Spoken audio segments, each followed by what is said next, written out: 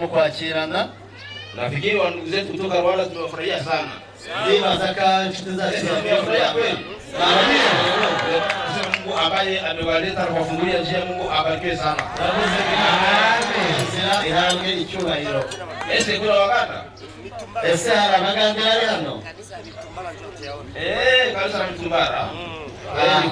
Kweli. Yes. Kanisa la Mitumbara wasimame. Mitumbara kwero ryaho yaguruke. Mchungaji asogee mbele na bibi yake. Umushumba n'umudamu wazaza imbere. Nabo tubakire. Haleluya! Mimi ni pastor kutoka Mitumbara. Yewe ndi pastor kuva Mitumbara. Mimi nilikuwa mpasha injili huko. Nari umuvuga butumwa aho ngaho. Ni kusema no kuvuga ngo mimi ndiye kiongozi wa mahali hapo. Yewe nije muyobozi wako gace. Jina naitwa Kawachi Abraham. Izina naitwa Kawachi Abraham. Nikiwasalimu ninyi nyote katika jina la Yesu Kristo. Na huyu ni mke wangu. Ndiye mudamu wanjye. Naye atashieleza na kinywa. Nawereka abavugishe n'umunwa we. Bwana Yesu asifiwe. Yesu ashimwe. Tunafurahi sana kwa kutukaribisha. Twanezerewe cyane kuko twakira. Kwa majina baraniita Sara Iradukunda. Mu mazina banyita Sara Iradukunda. Bwana shinde nasi. Yesu abane namwe. Niliuliza kama kuna mtu kutoka Uganda, siyapata ripoti. Twabajije niba hari umuntu wavuye Uganda ngo nawe niba hari tumwakire. Anaweza kuwa? Hari wavuye Uganda? Ngwino hano. Karibu mtu wa Uganda. Ndugu walishikaza kweli na Uganda wako hapa. Kumbe mahoro. Amahoro. Ndikubaramutsa mu izina ry'Umwami wacu Yesu Kristo. Abasalimu katika jina la Yesu Kristo. Turutse mu district ya Gisoro. Ninatoka Kisoro. Mu gomborora rya Nkuringo Town Council. Kanso. Groupement ni Nkuringo Town Council. Hapo ni mu mujyi wa Kanso. Mu village ya Gikobero nangasi Mabende. Village Gikobero. Mwakoze kunyakira. Mmefanya mema kutupokea. Itorero ryaho ngaho mu Buganda. Kanisa ya Uganda. Bantumye ngo ninsohora kuri Goma. Amesema nikifika Goma nzabaramutse mu izina rya Yesu Kristo. Niwasalimu nyinyi wote katika jina la Yesu Kristo. Itorero ryo mu rugo, kanisa la nyumbani, nabo barambye ngo ninsohora amahoro nzabaramutse mu izina rya Yesu Kristo. Nikifika niwasalimie. Amazina nitwa Nsabimana Mashagari. Nsabimana Mashagari. Mwakoze kutwakira. Asante kutupokea. Haleluya. Amen. Mazina ganje ni Uwiduhaye Maombi. Uwiduhaye Maombi. Nanje nkaba naturutse muri Uganda Isingiro na Kivar. Nami natoka Uganda Isingiro na Kivar. Ngaba nzengera ku kanisa ya New Congo. Ninaombea kanisa ni Kongo. Pastor wanje akaba ari Cheusi Filemo. Mchungaji wetu Cheusi Filemo. Ndabwo ndi kumubona hano kabisa, ndi kumva nagiza akabazo. Mimi Simone hapa, mimi nilikuwa na shida, nimekosa mchungaji wangu. Haleluya. Amen. Mazina ni Nsawiteka Innocent. Nsawiteka Innocent. Byinshi mama yabivuze. Byingi mama amesema. Ahandi mani duhanugisha. Vingine mshinde na mani. Wale nao tunapokea mjina la Yesu Kristo. Jina la Yesu Kristo. Mungu ashukuriwe sana kuona ndugu zetu kutoka jirani. Mani habwe icyubahiro ko twabonye inshuti kuva. Tunafurahi sana kuona wageni wetu. Kweli turanezerewe kubona abashyitsi bacu. Tunafika sasa kwa wageni kutoka kwa ile madhehebu mbalimbali. Bavuze ko tugiye kwakira abashyitsi bavuye mu mande zitandukanye, mu madini atandukanye puti zacu. Aho bari bahaguruka bakazamura ibiganza tukabakira. Okay. Wenye wako watasimama wanyoshe mikono yao tuwaone. Okay. Nabandi mwigire hino rwose tubakira.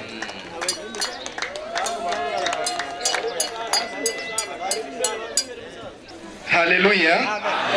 Haleluya. Mimi ni jirani wenu. Yewe ndo muturanyi wanyu. Natoka kwa kanisa la namba 8 Sebake. Mvuye muri Sepak namba 8. Kanisa la mahali la Mwamba. Itorero ryo ku Rutare Mwamba. Leo nikiwa nimefurahi kusanyika pamoja nami. Uyu munsi nejejwe no guterana namwe. Alafu nashukuru sana pia, kandi ndashimye cyane. Tulikuwaka tukiambiwa tu, babaga tubyirwa, lakini tumeona, ariko twiboneye. Kwa majina ameniambia nirudilie. Tulikuwa tukiambiwa tu, twabaga tubyirwa, lakini tumeona, ariko amaso yacu yiboneye. Nako ndashaka basubiremo gusa. Kwa hiyo tunawashukuru. Amen. Tunabashimiye. Kwa majina yangu, amazina yanjye naitika kwa jina la ndugu Mathieu. Nitwa Mathieu Makombe. Sema Mungu atubariki sote. Amen. Haleluya. Mie kwa majina naitika kwa jina la Bagaragaza Patrick. Nitwa Bagaragaza Patrick. Kutoka kwenye kanisa la Waadventiste. Mvuye mu Waadventiste Nosho. Nafurahi sana kukusanyika na nyinyi leo. Nanejejwe no guterana namwe. Asante sana. Murakoze cyane. Karibu sana. Haleluya. Amen. Ambie niko Katolike, niko wazenu hapa. Nanjye ndi muturanyi wa hafi mu Katolike. Nimefurahi sana kuja kuhudhuria iterane. Nanejejwe no kuba muri iteraniro. Kwa majina naitwa Tumaini Munyarimbi Innocent. Amazina naitwa Tumaini Innocent. Bwana sifiwe. Asifiwe. Tambo ta huyu mzee anasema kweli. Yewe ibyo mshutu waneze. Mwenye aliniralika alifanya mzuri. Wala aliagiza neza. Na jina yake ngumije Biterahoga. Biterahoga ngumije. Hali yake. Inafanya asimama Afrika mzimone. Abana alisebaze hano barere. Wakuye hapa mbele wakuye.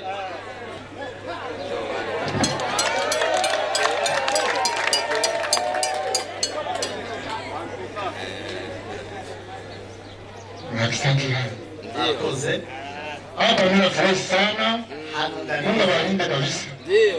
Mungu wa Kristo kwa kuenea. Abakristo buzuye. Nange niko buzukira. Aitwa buzukira. Onigaba mubadive Sinai. Baano kubadive muri Sinai. Ndo mushiriko ku Sinai hari haruguru. Umudive. Ndo munyetorero wa Sinai. Okay. Kisha sasa nimealika jamii Afrika kwa mgeni yake. Lakini jinsi nimealika kusudi ifika hapa inanipendeza sana pale mimi nakutana na Kristo wa kuenea. Kwa Kristo wa kuzuye. Kwa Yesu. Majina ni Gerard Kajibwami. Gerard Kajibwami. Niko Sepse. Ni muri Sepse. Na mwenye alinialika ni Papa wa Shingi. Asimama. Wanda alisanguke nawe mu muremo. Bwana apewe sifa. Yesu acyubahiro. Bwana Yesu asifiwe. Yesu ashimwe. Kwa majina ni Jean-Claude Tulinabo Bwenge. Tulinabo Jean-Claude Bwenge. Mimi ni mshirika wa 8e Sepak BT di Centre Samaria. Yewe neranira muri Sepak. Na nilikuja kuangalia kwenye wazazi wangu wanavutia. Na kureba ababyeyi banjye basengera. Na wazazi wangu ni couple Baba Claude. Ababyeyi banjye ni couple Papa Claude. Na Mungu atubariki. Amen. Imana ibaheze umugisha. Bwana Yesu asifiwe. Yesu ashimwe. Nanje amazina ganjye Ndurutika Nyarukinya, nayendigaga mu kanisa yo ku Cyumweru mu Methodiste, ariko guhera muno ikanisa yo ku Cyumweru ndakimaze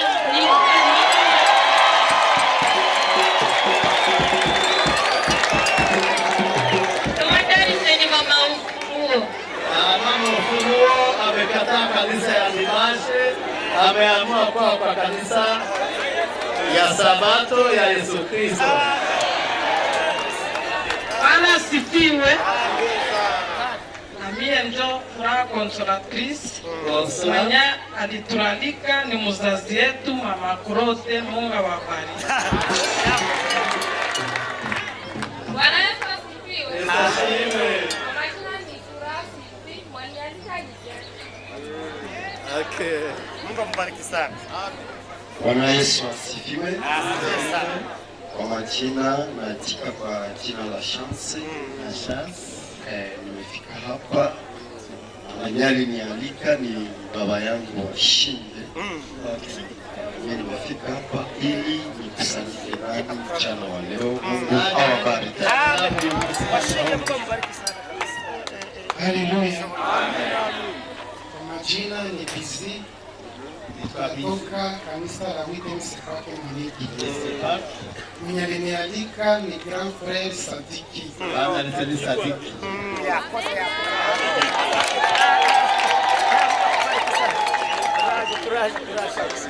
Nimependezwa leo kuchangia neno la Mungu pamoja. Nanejejwe nuko twasanyije ijambo ry'Imana uyu munsi. Semeni amena. Amen. Kwa majina Bahati Kafo. Mazina Bahati Kafo.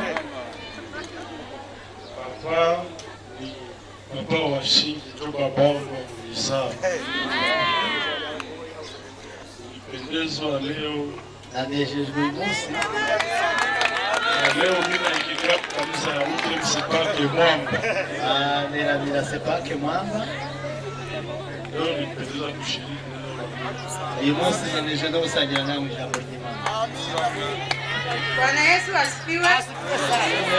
Mie kwa majina ni Shukuru. Ninatokea hapa paroisse Notre Dame de l'Espérance. Mungu anapenda tushiriki leo na nyama ilikuwa tena kusaba pase. Wameniambia sasa ningali mgeni. Jo nimepika lakini mwenye alinialika nikakaa Sadiki kwa kule.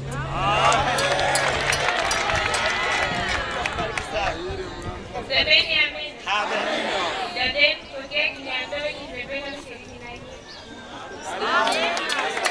Bwana Yesu asifiwe. Na Jaji Jeffrey kutoka Kibirizi watari tena mareponi. Jambo kanisa. Jambo sana. Kwa majina ni Samuel Sekazuba. Samuel Sebazuba. Ikiwa mmoja wa Adventiste wa siku ya Sabato kwenye kanisa la Chirambo. Haleluya, haleluya. Haleluya. Wageni wote wale. Aba ni bashitsi Tunawafurahia sana kuwaona kabisa, na tukifurahi wa ndugu ambao walijaliwa kualika wageni. Twanejejwe n'abashitsi twabonye. Jina la Yesu Kristo. Kandi tunejejwe n'abantu wetu tunakaribisha jina la Yesu Kristo. Nimeona karatasi lakini mtanisubiri. Ndio baba. Mtu aliniomba aseme anapenda aone watawala wa mweneo ya Ruchuru. Sijue kabisa, tunaomba wasimame. Omwe tupatie matabishi asalimie makusanyiko. Nimeona ile karatasi. Msimame wa eneo ya Ruchuru. Ndio, tafanya hivi. Haleluya, haleluya. Amen, amen. Tunawasalimu kwa jina la Yesu Kristo. Amen, amen. Bwana wabariki. Amen, amen. Mtende ikara basi mtasubiri. Amasisi banyaruke.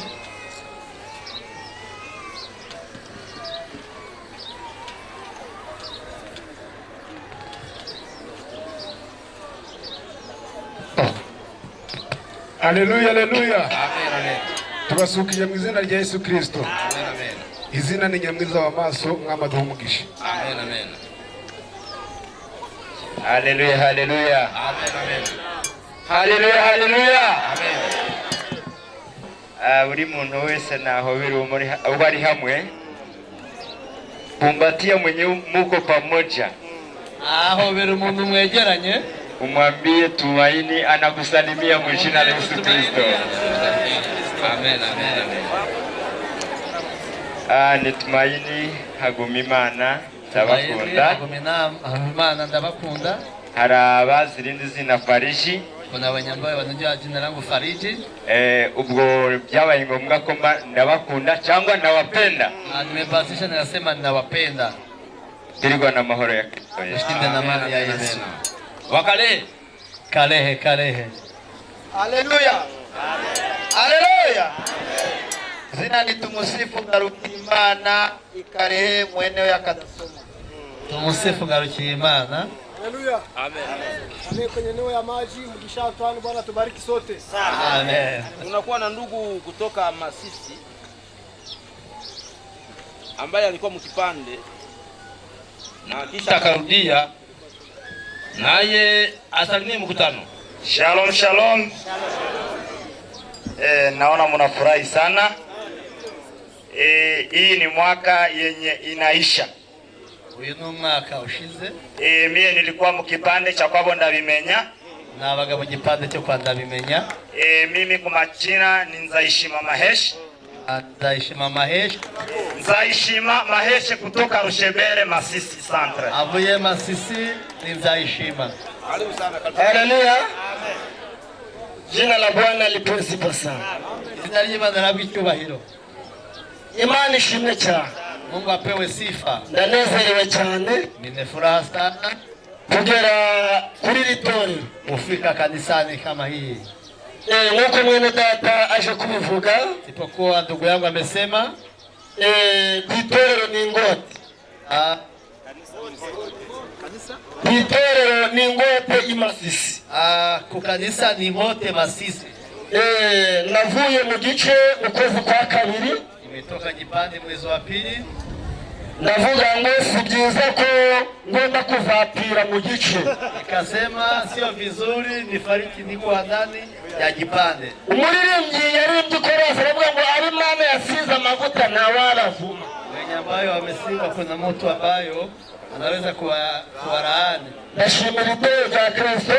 Nashukuru kabisa Yesu Kristo byatwakiye tupokea, kuko hari benshi batazagira ayo mahigo yo kwakirwa. Inawezekana kuna wenye ambao watapata hiyo neema ya kupokewa. Imana ibonye umugisha cyane. Mungu abariki sana. Kwa majina ni Daniel Bakachoka Justin. Daniel Bakachoka Justin. Nakoraga umurimo yengiyo w'ubudiakoni. Nikuwa mshemasi. Imana ibonye umugisha cyane. Hadi baumugisha. Bwana sifiwe. Yesu ashimwe. Amen. Hata wandugu nadukura muda lakini hii ushuhuda nani ya lazima. Nubwo wenda kimanya wagenda ariko buno buhamya na wenyewe wajue wajue kama wako muongo. Kama wana bahati wakuye mbele ya wakati. Tuko tayari kuwapokea. N'abandi bariyo bumva. Tuko na upendo juu yao. Baze tubakire rwose. Haleluya haleluya. Haleluya haleluya. Tunafika wakati wa kukaribisha mzazi wetu. Tugeze mu mwanya wo kwakira umubyeyi wacu. Yaani mtume wa kanisa. Muyobozi w'itorero. Amen. Amen. Amen. Haleluya. Amen. Amen. Tutampokea pamoja na mke wake. Haleluya haleluya. Amen. Baramukije mwese mwizina rya Yesu Kristo. Amen. Haleluya. Amen. Nizera neza ko yari imizi tutabonana. Naamini ya kwamba ilikuwa siku nyingi hatuonane. Ariko Imana yabonye ko uyu munsi ari ngombwa ko tubonana. Lakini Mungu ameona ni vema siku ya leo tuonane. Murazi neza ko nkunda kuba umuririmbyi. Mnajua ya kwamba mimi napenda kuwa mwimbaji. Ariko ndashaka kugira ngo lakini napenda sasa muri kumureba. Nawaza mnamtazama. Manze yabaramutsa kisha yicara. Aanze kwanza awasalimie baadaye aketi. Amen. Bwana asifiwe. Amina. Bwana asifiwe. Amina. Nawasalimu katika jina la Yesu Kristo. Amen. Ninafurahi sana tena sana. Ndio. Mungu aliyewachunga njiani watumishi. Haiko kwa nguvu yenu, ni kwa nguvu ya Mungu. Amina. Kwa hiyo Mungu apewe sifa. Amen. Na mimi nashukuru sana kuona mnanipokea mimi na mume wangu. Ndio. Arishije cyane kubona mwaketi kwa siku ya leo haiko kwa mapenzi yetu. nawe ndari kubushake bwe. Mapenzi ya Mungu. Nubushaka kw'Imana. Nyewe watumishi mnatuombea, Mungu awabariki sana. Mwebwe abakozi mudusengera Imana ibahe umugisha. Kwa kufika hapa vrema. Kuko mugeze hano rwose. Tulikuwa tunajua kama tafsiri kwa siku tunasimamia kanisa la Yesu Kristo. Ntabwo twari tuzi ko twageze ubu tugihagarika itorero rya Kristo. Lakini Mungu anapendezwa tufikie kwa leo na tungali mbele yenu. Ariko Imana ishimye ko tugeze uyu munsi tukiri imbere yanyu. Na mbele ya Mungu. Ni mbere y'Imana. Mungu atubariki pamoja. Imani duhana umugisha hamwe. Na mimi nashukuru watumishi wanaotushughulikia. Ndashimira abakozi batwitaho kusudi tupate ya kukula, tubone ibyo kurya, kuishi, kubaho na kushughulikia familia yetu no kwita ku muryango wacu. Kwa hiyo wanaofanya ile kazi, abakora uwo murimo, Mungu awabariki sana. Imani bahereze umugisha. Majina ni Sifa Mali. Ni Sifa Mali, bibi ya Mtume Kafuru. Umufasha w'Intumwa Apotre Kafuru. Mungu atubariki pamoja. Imani bahereze hamwe. Haleluya. Amen. Haleluya. Amen. Nashaka kugira ngo umuntu bega umusoro umwe aze hano. Tunapenda kijana mmoja akuje hapa. Kwa jina nababwiye ngo ndi umusore mushya. Mimi naliwaambia ni kijana mpya. Naka kushiraho imbyino imwe ivuga ngo napenda tuweke nyimbo moja inasema simureba ya none imaze gusaza. Dunia ya leo mnaona imekwisha kuzea. Abayituyemo bose bafite ubwoba. Wanaokaa wote wana hofu. Niyo mambo muri kubona ngo duhora duhunga. Ndio maana mnaona siku zote tunakimbia. Abantu bose muri bahora bahunga. Watu wote ni wakimbizi. Maana dunia inazea.